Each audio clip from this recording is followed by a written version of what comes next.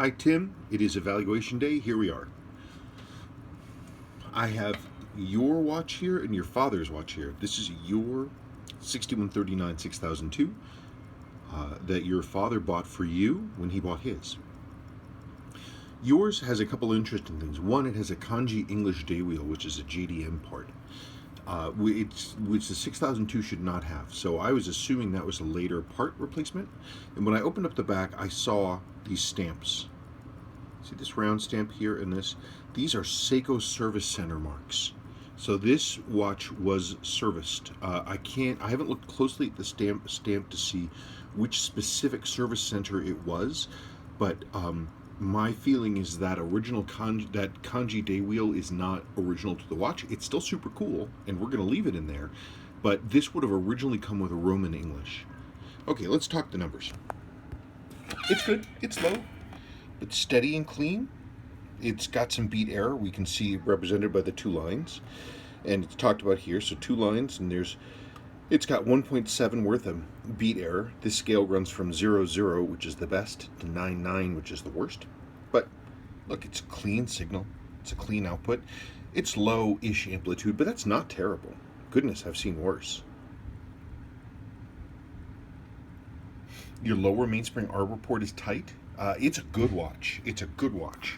Let's talk about your father's watch now, and then we'll talk about cosmetics and things. So there's really not much to discuss in terms of cosmetics, because both watches are good. This is your father's 6105. It has never been serviced. It was never opened. It did not want to open. It was not interested in opening. I had to lean on it.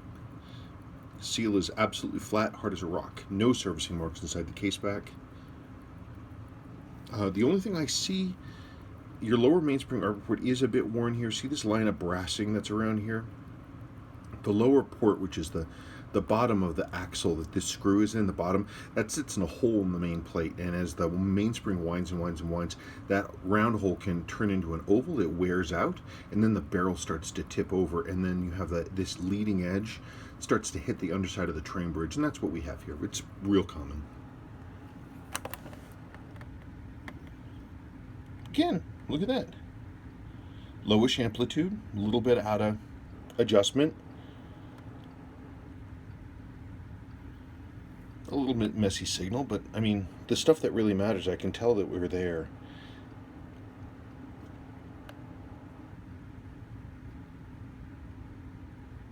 Yeah. All that matters really with a 6105 really truly is the cosmetics. Your cosmetics are quite decent, so let's put that there. I liked, by the way, looking at the case back in your father's watch, you can see that he wore this on a webbing strap, and I could see that the case back had never been off because the webbing strap went north to south along here. You can see these horizontal lines. So he wore this thing on webbing. Was he in the military? Because they often wore them on one-piece webbing straps. You didn't mention if he was in the military or not. And here's your Aussie Pogue. Now, this gives me an opportunity to talk about the Aussie Pogue. There are still people in the world who are both opinionated and uneducated, which is great. Ignorant and opinionated. That's always a great combination. People who say that this particular combination, the gold dial and the black indicator ring, was not a genuine model. For anybody who's watching who talks about this kind of model being a Franken, you need to do some education on yourself. This was a genuine model.